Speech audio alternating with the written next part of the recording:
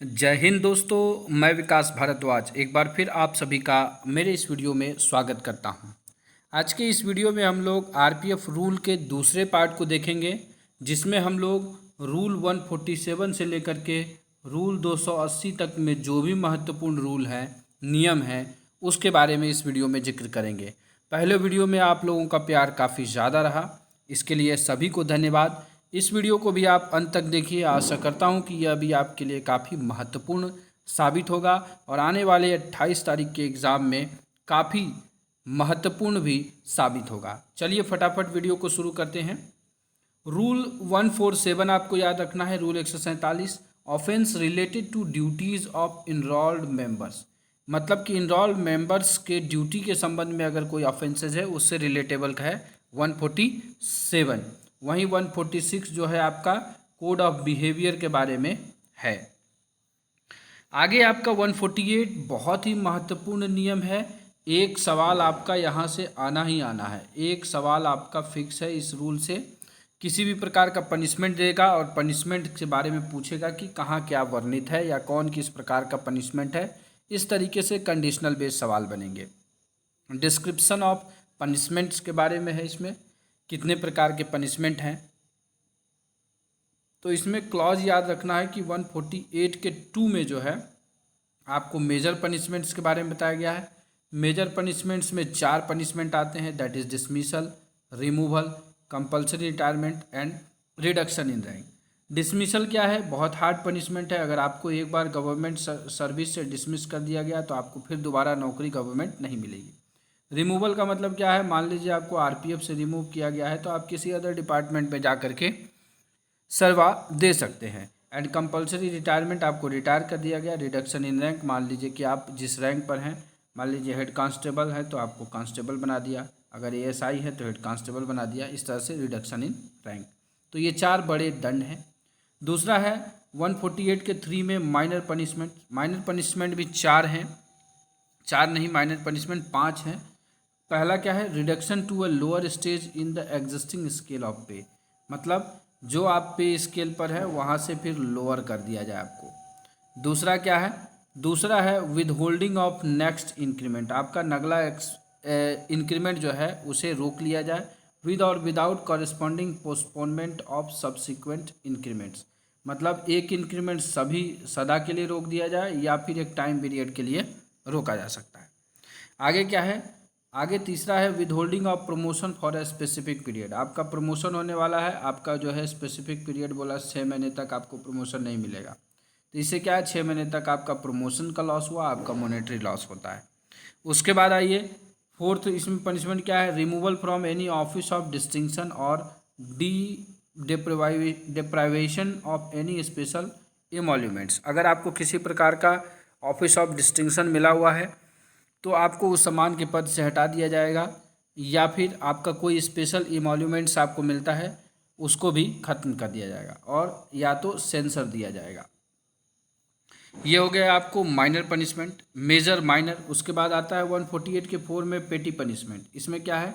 Fine to any amount not exceeding that 7 days. दूसरा confinement to quarter guard not exceeding 14 days with or without punishment drill, extra guard duty, fatigue duty or any other punitive duty. And third one is reprimand है। तो ये 3 punishment आपको पेटी punishment में है। इसके बाद 148 के 5 में आपको ये बताया गया है, एक्सप्लेनेशन दिया गया है कि the following shall not be amount to a punishment within the meaning of this rule. मतलब जैसे आप लोग हमेशा कहते हैं punishment is not, sorry, suspension is not a punishment, वो कहाँ है? वो 148 के .5 में जो है, क्लॉज 5 में इसके बारे में बताया गया है। तो इस तरीके से ये हम लोगों ने दंडों के विवरण के बारे में 148 में देखा। वहीं 149 में आपको क्या मिलता है? अदर माइनर पनिशमेंट्स के बारे में मिलता है। अदर माइनर पनिशमेंट्स में कौन कौन से हैं? इसमें 149 के 1 के क्लॉज में दिया है, ए में, withholding of privilege of pass or PTOs both for a specific period. अगर पास पीटीओ बंद किया जाता है 149 के क्लॉज 1 में, 1 के ए में, और 1 के बी में है रिडक्शन और with holding of the maximum pension admissible under the pension rule for a specific period. अगर आपका पेंशन जो है उसको किसी नियत समय तक जो है रोक दिया जाता है नियत अवधि के लिए, तो भी यह एक अदर माइनर पनिशमेंट्स में आता है।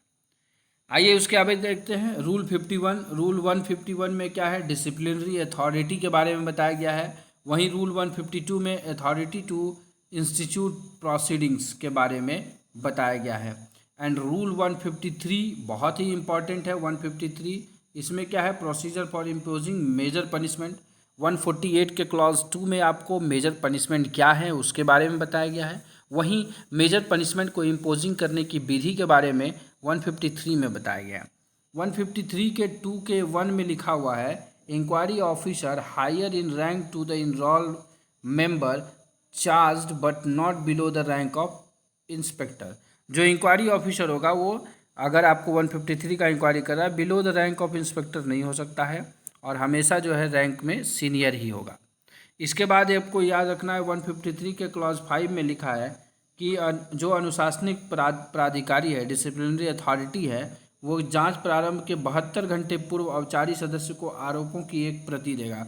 जो उसके ऊपर चार्ज लगाया गया है उस चार्ज को उसके 72 घंटे पूर्व इसको सूचित करेगा। और 153 के 8 में आपको मित्र के बारे में, फ्रेंड के बारे में रखा गया है। और फ्रेंड क्या है, उपनिरीक्षक की पंक्ति का नीचे का होगा, सेम डिवीज़न का होगा।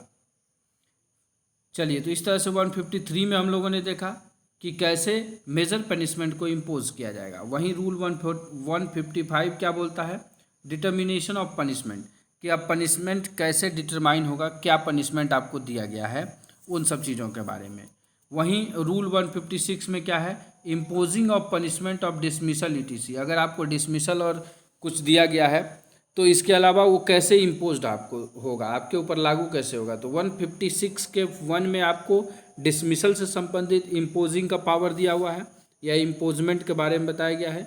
और 156 के 2 में आपको रिमूवल फ्रॉम सर्विस के संबंध में बताया गया है। तो बड़े आसानी से आप याद रख सकते हैं।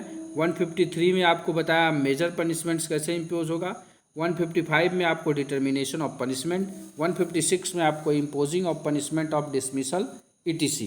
156 के क्लॉज 1 में डिसमिसल के बारे में, 156 के क्लॉज 2 के में रिमूवल फ्रॉम सर्विस के बारे में बताया गया है। आइए देखते हैं 157 रूल के बारे में। तो रूल 157 कहता है रिडक्शन इन रैंक, ग्रेड और स्केल ऑफ पे। मतलब पहला डिटर्मिनेशन ऑफ पनिशमेंट में 156 में आपको क्या मिला, जो मेजर पनिशमेंट्स थे, डिसमिसल, रिमूवल, ETC। और इसके बाद 157 में आपको रिडक्शन इन रैंक, ग्रेड और स्केल ऑफ पे के बारे में बताया गया। वहीं 158 में आपको क्या बताया गया है, imposing of minor punishments. And 160 में आपको क्या बताया गया है, प्रोसीजर फॉर इम्पोजिंग ऑफ पेटी पनिशमेंट्स के बारे में बताया गया है। यहाँ पे एक रूल 161 छूट गया है। रूल 161 भी बहुत ही इम्पॉर्टेंट है, उसे आप लोग देख लीजिएगा। रूल 161 कमेंट करके बताइएगा कि रूल 161 में क्या दिया गया है। चलिए, इसके बाद जो है आपका ये पनिशमेंट मिल गया आपको, तो आपके पनिशमेंट की एंट्री होगी।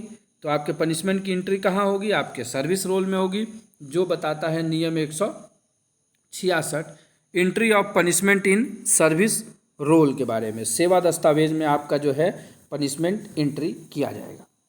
तो ये पनिशमेंट के संबंधित यहाँ पर खत्म होता है। इसके बाद आता है 168 composition and constitution of security code. सुरक्षा न्यायालय का कैसे कंपोजिशन उसका क्या होगा और कैसे उसका गठन होगा।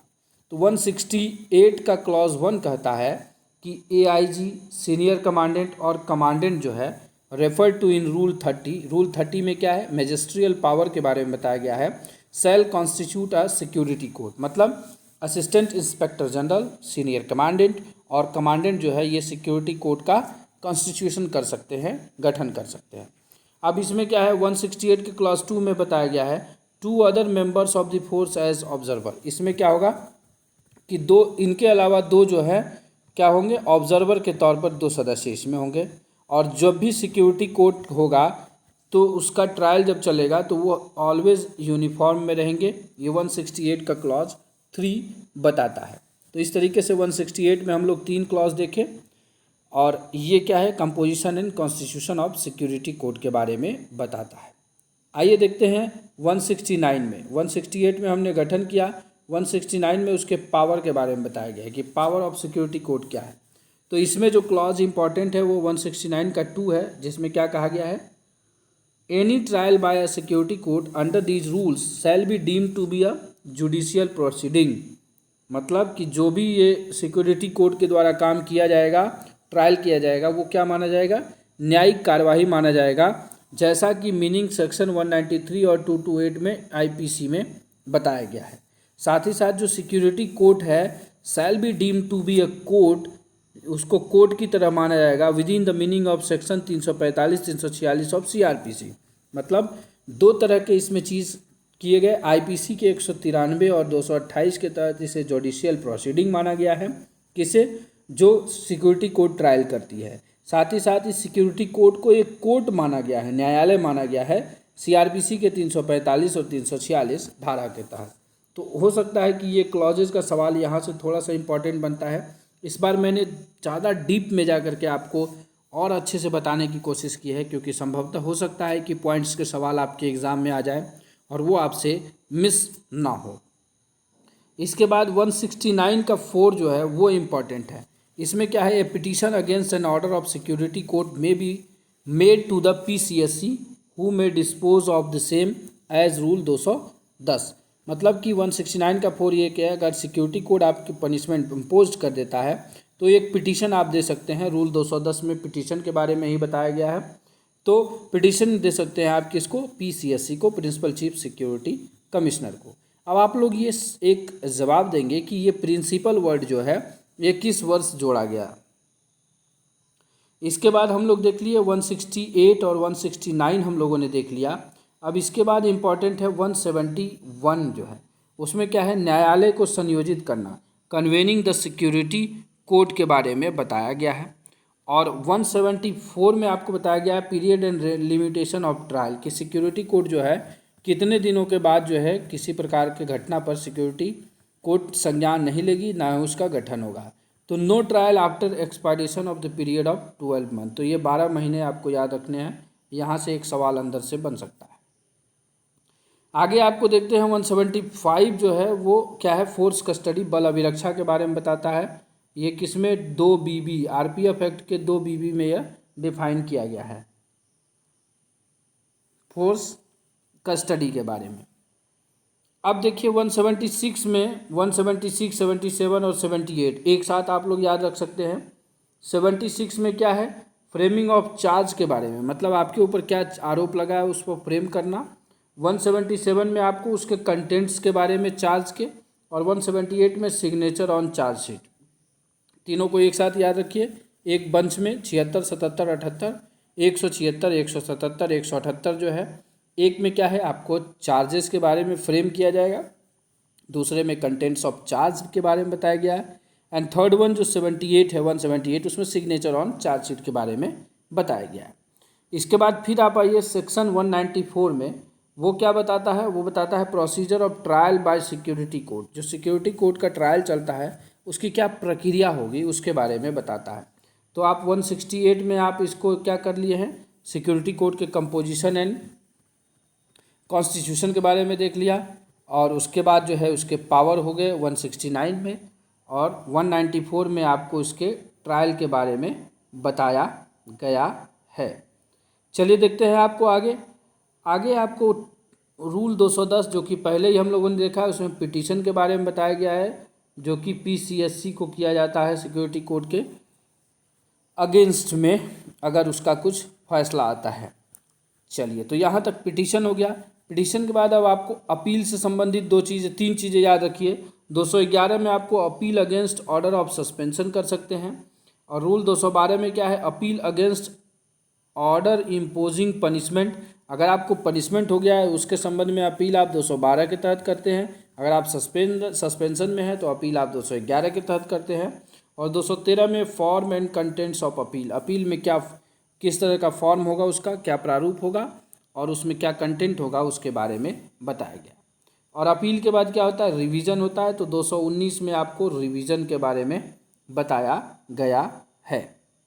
और 219 में आपको रिवीजन के बारे में बताया गया। रिवीजन के बाद आप आते हैं time limit for disposal of appeal और रिवीजन। अपील और रिवीजन का क्या टाइम लिमिट होगा इसके बारे में कौन सा रूल बताता है? वेरी गुड, इसके बारे में आपको बताता है 220, नियम 220 जो है आपको टाइम लिमिट के बारे में बताता है कि किस टाइम लिमिट में आपको डिस्पोजल कर देना है अपील और रिवीजन को। तो यहाँ तक आपको समझ में आ गया होगा। अपील, रिवीजन देख लिया हम लोगों ने, सिक्योरिटी कोड देख लिया, पनिशमेंट कैसे इम्पोज्ड होगा, मेजर, माइनर और पेटी पनिशमेंट्स, इन सब चीज़ों के बारे में हम लोगों ने देखा। कैसे पनिशमेंट्स को सर्विस बुक में एंट्री किया जाएगा 166 के तहत। तो इस तरीके के चीज़ों को हम लोगों ने अभी देखा। इसके बाद जो आगे हम चीज़ देखेंगे वो बहुत ही महत्वपूर्ण है। उन सब चीज़ों के लिए आप आते हैं चैप्टर नंबर 14 पर। चैप्टर नंबर 14 है आपको इन्वेस्टिगेशन एंड प्रोसिक्यूशन।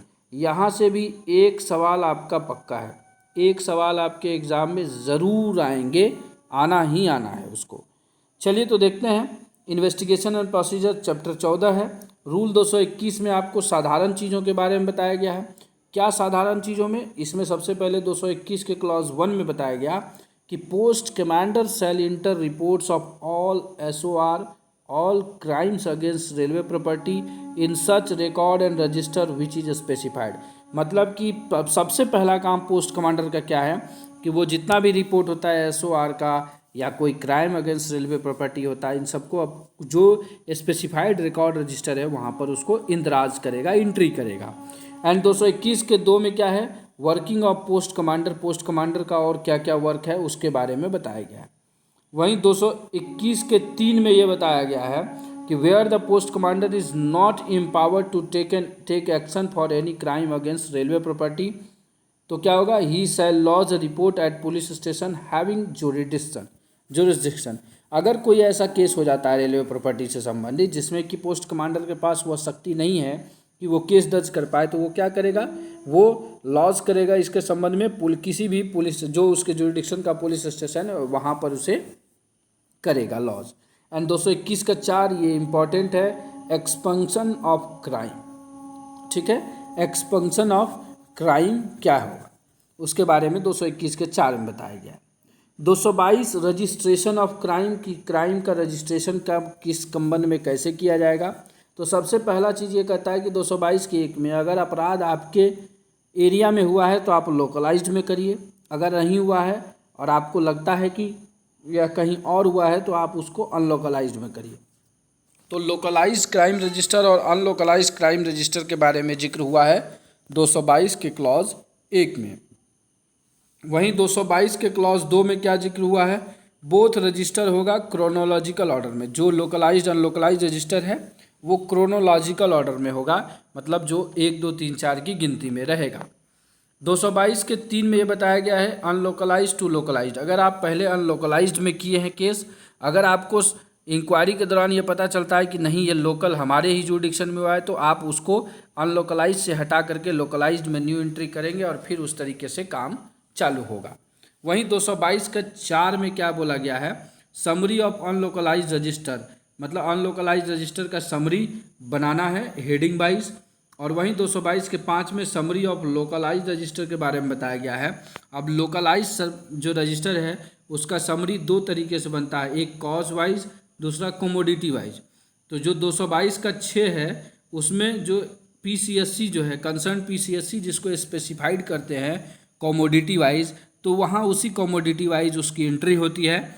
वहीं आपको कॉज वाइज में जो है यहाँ से सवाल आ सकते हैं, RTT कितना हुआ, YT कितना हुआ, GPPT कितना हुआ, पिलफरेज कितना हुआ, कितना theft from fitting of rolling stock से हुआ और कितना theft of railway maintenance including कोयले की चोरी से संबंधित है। इन सब चीज़ों के बारे में यहाँ पर कॉज वाइज आपको होगा।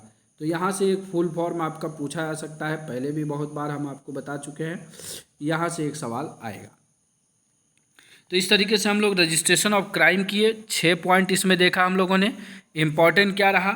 इम्पॉर्टेंट आपको 4 में आपको अनलोकलाइज्ड रजिस्टर, 5 में आपको समरी लोकलाइज्ड रजिस्टर, 3 में आपको अनलोकलाइज्ड टू लोकलाइज्ड में कैसे ट्रांसफ़र होगा, और 222 के 2 में आपको क्रोनोलॉजिकल ऑर्डर में बताया गया, 222 के 1 में आपको लोकलाइज्ड क्राइम रजिस्टर और अनलोकलाइज्ड क्राइम रजिस्टर के बारे में बताया गया। इसके बाद 223 में क्या है? Seizure and recoveries, seizure and recovery of railway property के बारे में बताया गया है कि अगर किसी प्रकार की प्रॉपर्टी को सीज करते हैं, रिकवरी करते हैं, तो उस पर क्या कार्रवाई की जाएगी, उस तरीक़ों के बारे में बताया गया है। वहीं रूल 224 में आपको क्या बताया गया, procedure for dealing with shortage. अब किसी प्रकार के पार्सल में शॉर्टेज आता है तो उसमें कैसे डील होगा। तो शॉर्टेज कितने तरह का हो सकता है, एक तो 224 के एक में बताया कि शॉर्टेज वहाँ से जो रीसील्ड वैगन हुआ है। मान लीजिए कि कोई सामान हावड़ा से चला और पटना में उसमें से कुछ उतरना था, पटना में उतरा और उसके बाद रीसील होकर के फिर आगे गया और फिर जा कर के जो है वो दिल्ली में फिर खोला गया, तो उससे कुछ कमी पाई गई, तो शॉर्टेज फ्रॉम क्या होगा, रीसील्ड वैगन इसको कहा जाएगा। उसके बाद देखिए 224 के 2 में shortage from seal intact wagon. अब सील इंटैक्ट है और वहाँ से शॉर्टेज है, चाहे वो फुल पैकेज हो, ए में बताया गया है कि अगर फुल पैकेज शॉर्टेज होता है तो क्या कार्रवाई होगी, और बी में आपको बताया गया है पार्शियल शॉर्टेज अगर होता है तो क्या कार्रवाई होगी। वहीं 224 के 3 में आपको बताया गया है शॉर्टेज फ्रॉम ओपन वैगन्स और बॉडी पैनल कट और डोर क्रेवाइसेस, मतलब कि दीवार जो है उससे दरवाजे के क्रिवाइसेस से या बॉडी पैनल कट करके या ओपन वैगन से चोरी होता है, उसमें शॉर्टेज होता है तो उस पर क्या कार्रवाई होगी। और 224 के 4 में ये बताया गया है shortage report from the brake vans, अगर ब्रेक वान से कोई शॉर्टेज होता है तो उसके बारे में क्या कुछ कार्रवाई की जाएगी, इसके बारे में बताया गया। मतलब शॉर्टेज से संबंधित डील किस में है, 224 में नियम में है। आइए 225 नियम को देखें, इसमें क्या बताया गया है कि nature of action to be taken where the wagons are resealed during transit. अगर ट्रांजिट के दौरान में अगर बीच में रीसील हुआ है और उसमें अगर किसी प्रकार का कोई चीज़ होता है तो उसमें क्या एक्शन आपको लेना है, ये 225 में बताया गया।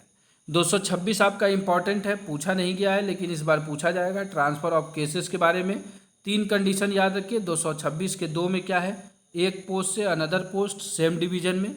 226 का 3 बताता है कि ट्रांसफ़र करेंगे केस अदर डिवीज़न में, और 226 का 4 बताता है ट्रांसफ़र करेंगे केस अदर जोनल रेलवेज़ में। तो इस तरीके से 226 ट्रांसफ़र ऑफ केसेस आपको याद हो गया होगा। वहीं 227 मोस्ट इंपॉर्टेंट और पूछा जा चुका है कि रिकन्सिलेशन ऑफ ट्रांसफ़र केसेस। तो रिकन्सिलेशन कब कब होता है, तो हर साल 4 बार होता है, जनवरी, अप्रैल, जुलाई और अक्टूबर के महीने में जो है 4 बार रिकन्सिलेशन किया जाता है ट्रांसफ़र केसेस का, कि कितने केस ट्रांसफ़र में आए, कितने केस हमने ट्रांसफ़र दूसरे डिवीज़न में किया या फिर जोनों में किया। इस तरीके से जो भी मीटिंग होती है ये 4 बार होती है, जनवरी, अप्रैल, जुलाई और अक्टूबर में। चलिए देखते हैं आपको 228 नियम। 228 नियम में क्या है कि इन्वेस्टिगेशन और inquiry into important cases of crime involving railway property. अपराध के उन मामलों में अन्वेषण और जांच जिनमें रेल संबंधी अंतर्लिमित है। तो इसके बारे में बताया गया है कि इन्वेस्टिगेशन और इंक्वायरी कैसे होगी, जिस इम्पॉर्टेंट केस है जिसमें रेलवे प्रॉपर्टी से संबंधित क्राइम जो है उसमें जुड़ा हुआ है। 229-30 में से एक सवाल आपको आ सकता है। 229 में आपको स्पेशल रिपोर्ट विशेष रिपोर्ट के बारे में बताया गया है। वहीं 230 आपको बताता है नियम क्या, स्पेशल अकरेंस रिपोर्ट, विशेष घटना रिपोर्ट के बारे में। विशेष घटना रिपोर्ट क्या क्या हो गया, डकैती, लूट, हत्या, आग लगने की घटना जिसमें कि जो भी स्पेसिफाइड सुपरविजन नोट में जितने राशि दी गई उससे ज़्यादा का क्षति होता है तो स्पेशल अकरेंस होता है। अगर रेल के साथ कोई छेड़छाड़ होता है, ऐसी घटना जिसमें गाड़ी का परिचालन बाधित होता है, जैसे मान लीजिए कि स्ट्राइक हो गया, हड़ताल हो गया, रेल रोको हो गया, या फिर बल सदस्य पर हमला, आयुध, गोला बारूद की चोरी इत्यादि अगर होती है तो आप स्पेशल अकरेंस बनता है। तो सवाल आपसे ये पूछा जा सकता है कि निम्नलिखित में से कौन सी घटना स्पेशल अकरेंस के तहत आएगी। 4 ऑप्शन दिया रहेगा, उसमें से एक जो है वो स्पेशल अकरेंस की घटना नहीं होगी। चलते हैं 231 नियम पे। नियम 231 कहता है prosecution of cases and disposal of seized और रिकवर्ड प्रॉपर्टी।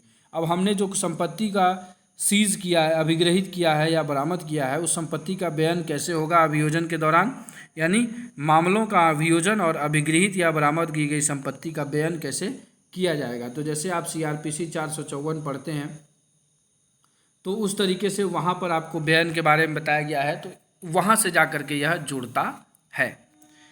इसके बाद बहुत ही महत्वपूर्ण है आपको 232 नियम, जिसमें मंथली क्राइम रिव्यू के बारे में बताया गया है। बहुत लोग MCR का full form monthly crime report करते हैं, जो कि गलत है। मंथली क्राइम रिव्यू होगा, ये फुल फॉर्म भी आपसे पूछा जा सकता है, थोड़ा कन्फ्यूजिंग है। तो इसमें 232 के 1 में ये बोला गया कि DSC जो है 7 तारीख तक किसको भेजेगा, PCSC को, और 232 के 2 में ये बताया गया कि PCSC जो है 15 तारीख तक किसको भेज देगा, ये monthly crime review report DG साहब को। तो इस तरीके से आप लोग देखें 222 से 232 तक आप पूरा याद रखिए, इसमें से सवाल आपको एकदम एक आना ही आना है। आइए अब आपको रिवार्ड एंड अवार्ड दिला दें। तो रिवार्ड में पैसा, अवार्ड में आपको सम्मान मिलता है। Rule 233 power to grant monetary reward, monetary reward grant करने के बारे में 233 में बताया गया है, किसको कितनी मॉनेटरी रिवार्ड ग्रांट करने की शक्ति दी गई है, इन सब चीज़ों के बारे में बताया गया। वही नियम 234 में एलिजिबिलिटी फॉर मॉनेटरी रिवार्ड के बारे में बताया गया है कि आप किस किस कंडीशन में मॉनेटरी रिवार्ड के बारे में लेने में या लेने के लिए एलिजिबल होते हैं, योग्य होते हैं। इसके बाद इम्पॉर्टेंट है 235 authority competent to grant monetary reward, मतलब जो शेड्यूल 2 में स्पेसिफाइड किया गया है कि कॉम्पिटेंट अथॉरिटी कौन कौन है जिसको कि मॉनेटरी रिवार्ड देने का शक्ति दिया गया है। वहीं 236 में आपको monetary reward offered by GM, अगर आपको जीएम से मॉनेटरी रिवार्ड मिलता है 236 नियम के तहत। और 238 जो है ये अवार्ड के बारे में बताया है, डीजी कमेंडेशन लेटर या फिर डीजी इंसानिया जो आपको मिलता है वो 238 के तहत मिलता है।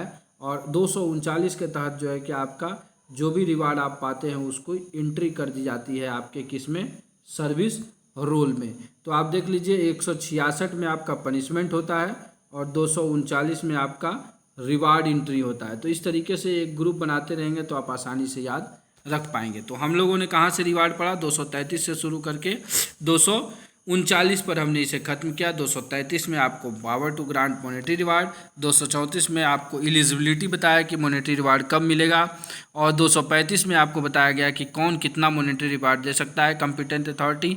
236 में आपको बताया गया कि जीएम कैसे मॉनेटरी रिवार्ड जो देता है आपको उसके बारे में। 238 में डीजी इंसानिया, डीजी कमेंडेशन, और 239 में आपका सर्विस रिकॉर्ड में इसकी एंट्री के बारे में बताया गया है। आइए देखते हैं चैप्टर 16, यहाँ से भी सवाल आपके बन सकते हैं, बहुत ही महत्वपूर्ण अध्याय है। Aid to civil power, civil power की सहायता कैसे करते हैं हम लोग। तो 241 रूल में आपको बताया गया है क्या, फॉर्मेशन ऑफ मोबिलाइजेशन डिटैचमेंट, अगर कोई लामबंद टुकड़ी का बनाया जाना, मतलब कि कोई स्पेशल घटना हो चुकी है, अब उसके लिए क्या है, एक टुकड़ी बनाना है, वो उस पर कार्रवाई करेगी, तो वो हो गया 241 में। वहीं 242 में आपको क्या है, deployment at the designation station, मतलब कि इनका डिप्लॉयमेंट कहाँ पर होगा इस टुकड़ी का, उसके बारे में 242 में बताया गया है। वहीं 243 में आपको क्या बताया गया है, डिस्पर्सल ऑफ अनलॉफुल असेंबली के बारे में, कि डिस्पर्सल ऑफ अनलॉफुल असेंबली कैसे हम लोग अवैध जमाव को डिस्पर्स करेंगे। तो उसमें 243 के 1 में सबसे पहले वहाँ डेपुटेशन ऑफ मजिस्ट्रेट होगा, मजिस्ट्रेट को डिप्यूट किया जाएगा। 243 के 2 में अगर मजिस्ट्रेट नहीं आया है तो उसके अब्सेंस में क्या कार्रवाई की जाएगी उसके बारे में बताया गया है। 243 के 3 में यूज़ ऑफ फोर्स, मतलब बल के प्रयोग के बारे में बताया गया है। बल के प्रयोग में यह कहा गया है अप्रॉक्सीमेट यूज़ ऑफ फोर्स के बारे में बताया गया है। अगर एक किवाड़, एक दरवाजे को बंद करने में जितना बल चाहिए उसी बल का प्रयोग उतना ही करना है। ऐसा नहीं कि उस दीवार पर उस दरवाजे पर एक पैर या एक लात जोर से मारे और दरवाज़ा टूट जाए, मतलब नहीं। यूज़ ऑफ फोर्स मतलब अप्रॉक्सीमेट यूज़ ऑफ फोर्स के बारे में बताया गया है। अगर उससे नहीं यूज होता है तो 243 के 4 में बताया गया है ओपनिंग ऑफ फायर, किस कंडीशन में आप फायर खोल सकते हैं।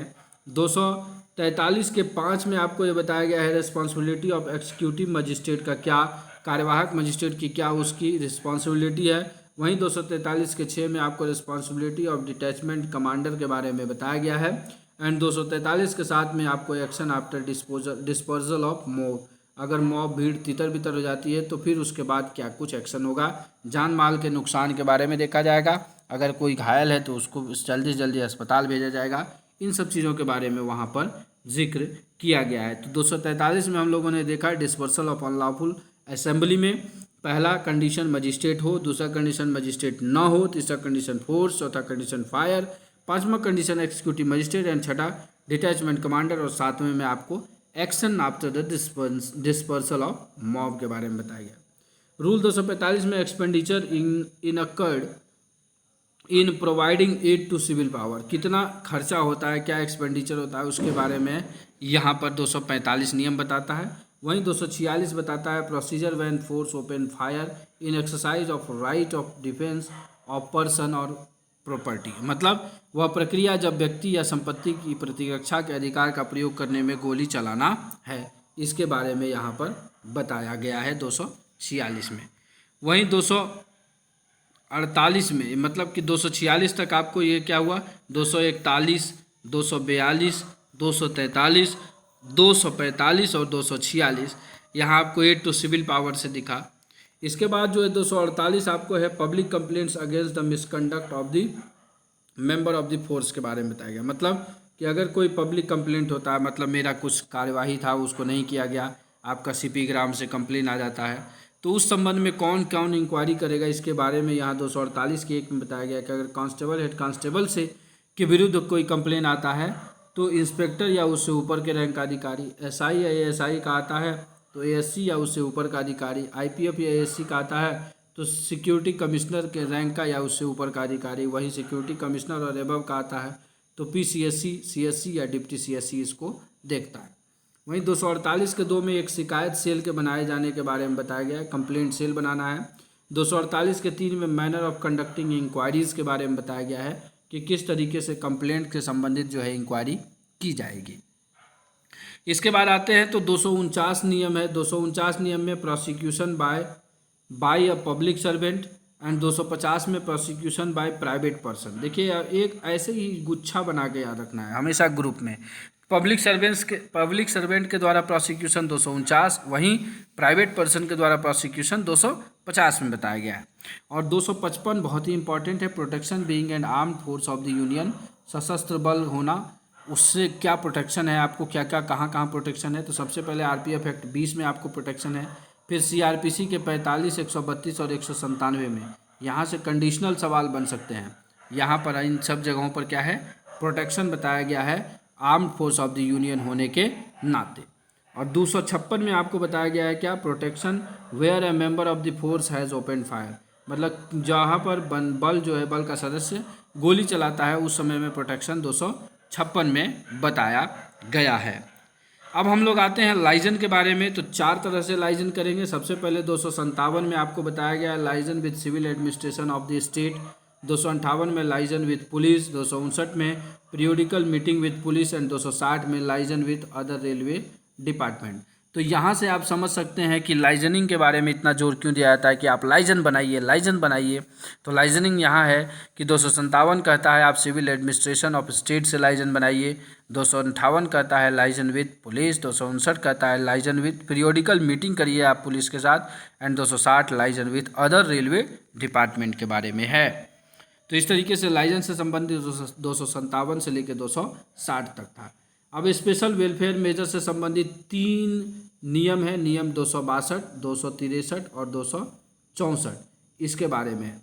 तो आइए तीनों नियम को देखते हैं। तो 262 में क्या है, institution and regulation of welfare funds and scheme के बारे में, कि कैसे रेगुलेशन करने के लिए एक इंस्टीट्यूशन किया जाएगा, किसके लिए, वेलफेयर फंड्स एंड स्कीम के लिए। 263 में कोऑपरेटिव हाउसिंग सोसाइटी और 264 में आपको मेस एंड कैंटीन की जो सुविधा मिलती है उसके बारे में बताया गया है। वहीं चलते हैं बहुत ही महत्वपूर्ण सवाल 265 आपको पूछा जा सकता है, कोर्ट ऑफ इंक्वायरी, डिटेल आपका क्लॉज से पूछा जा सकता है यह सवाल। तो 265 के 1 में है व्हेन टू बी हेल्ड, कब कोर्ट ऑफ इंक्वायरी किया जाएगा, गठित किया जाएगा। 265 के 2 में दिया है a court of inquiry shall invariably be held in case of, मतलब किन किन केसों में, जैसे कि आपको कोई डिपार्टमेंटल मोटर का जो है मोटर व्हीकल का एक्सीडेंट हो गया, तो इन सब कंडीशन में क्या होगा, आपको कोर्ट ऑफ इंक्वायरी का गठन किया जाता है। 265 के 3 में इसका कंपोजिशन कौन कौन होंगे, तो एक प्रिजाइडिंग ऑफिसर और 2 अदर मेंबर होंगे। प्रिजाइडिंग ऑफिसर जो है वो not below the rank of inspector, inspector से नीचे नहीं होंगे, इंस्पेक्टर या उससे ऊपर के रैंक के होंगे। वहीं 265 का 4 में असेंबली के बारे में बताया गया है कि कोर्ट ऑफ इंक्वायरी असेंबल क्यों कैसे होगी, तो चाहे तो एएससी और उससे ऊपर का अधिकारी जो है जब आदेश देते हैं तब जाके कोर्ट ऑफ इंक्वायरी असेंबल होती है। वहीं 265 के 5 में असेंबली ऑर्डर के बारे में बताया गया है कि किस डेट को असेंबल होगा, इन सब चीज़ों के बारे में उसमें बताया गया है। और 265 के 6 में procedure of court of inquiry के बारे में बताया गया है। साथ ही साथ 265 के 7 में ये बताया गया है कि किस टाइम लिमिट के भी अंदर जो है आपको इंक्वायरी कंप्लीट कर देना है। तो इसमें कहा गया है within a period of 3 weeks from the date of assembly of the court of inquiry, जिस दिन जो कोर्ट ऑफ इंक्वायरी गठित हुआ है उसके असेंबल हुआ है उसके डेट के 3 वीक के अंदर में 3 सप्ताह के भीतर में जो है इंक्वायरी कंप्लीट करना है। 265 के 8 में है action on proceeding of court of inquiry. Court of inquiry के एक्शन ऑफ प्रोसीडिंग्स क्या होगा उसके बारे में। साथ ही साथ 265 के 9 में copies of court of inquiry proceeding, मतलब कोर्ट ऑफ इंक्वायरी प्रोसीडिंग्स का जो कॉपी है वो कहाँ कहाँ दिया जाएगा, कैसे दिया जाएगा, उसके बारे में बताया गया है। तो इस तरीके से 265 नियम बहुत ही इम्पॉर्टेंट है। 266 में देखिए आपको क्या है, आप देखते होंगे हमेशा सीनियर ऑफिसर इंस्पेक्शन करते हैं। 266 नियम कहता है inspection of offices and units of the force के बारे में बताता है 266 नियम। वहीं 269 नियम गार्ड ऑफ ऑनर के बारे में बताता है कि अगर कोई भी PCSC DG ये आते हैं तो गार्ड ऑफ ऑनर दिया जाता है। वो कहाँ 259 में बताया गया है। वहीं 271 में क्या बताया गया है, सिक्योरिटी एड्स के बारे में बताया गया है, सुरक्षा सहायक के बारे में बताया गया है। और 278 में आपको बैंड के बारे में बताया गया है। 279 में रिलेशन विद प्रेस के बारे में बताया गया है कि DSC and officer higher rank जो भी है DSC से उनको ही परमिट किया गया है प्रेस के साथ कोई स्टैटिक मीटिंग के लिए। एंड एट लास्ट 280 नियम जो है उसमें क्या बताया गया है, रिपील एंड सेविंग्स के बारे में बताया गया है। इसी रिपील एंड सेविंग्स के तहत क्या हुआ, RPF रूल 1959 जो है उसे रिपील करके RPF रूल 1987 बनाया गया। साथ ही साथ RPF रेगुलेशन को भी रिपील कर दिया गया है। तो इस तरीके से हम लोगों ने रूल के दूसरे पार्ट को कंप्लीट किया। आशा करता हूं कि आपके लिए सारे वीडियोस काफ़ी लाभदायक साबित हो रहे होंगे। साथ ही साथ एक और चीज़ बता दें कि आप लोगों के प्रमोशन गाइड के लिए ईस्टर्न रेल की तरफ से MDSCI कचरापाड़ा एक चैनल क्रिएट की है। वहाँ पर भी आपको कुछ वीडियोस मिलते रहेंगे समय समय पे, तो ज़रूर सर्च कर लीजिएगा। RPF MDSCI promotion guide channel का नाम है, और उसे सब्सक्राइब कर लीजिएगा ताकि वहाँ से भी आपको ज्ञान मिल जाए। कहीं से भी ज्ञान मिले आप उस ज्ञान को लीजिए और अपने सफलता में उसका योगदान साबित करिए। चलिए तो वीडियो को यहीं समाप्त करते हैं। आशा करता हूँ कि आपको यह वीडियो अच्छा लगा हो। अच्छा लगा तो लाइक करके मेरा मोटिवेशन बढ़ाइएगा। चैनल पे पहली बार आए हैं तो सब्सक्राइब करके बेल आइकन प्रेस कर दीजिएगा ताकि जो भी उपयोगी वीडियो मेरे द्वारा बनाया जाता है उसका नोटिफिकेशन आपको सबसे पहले प्राप्त हो। And at last, thanks for watching this video.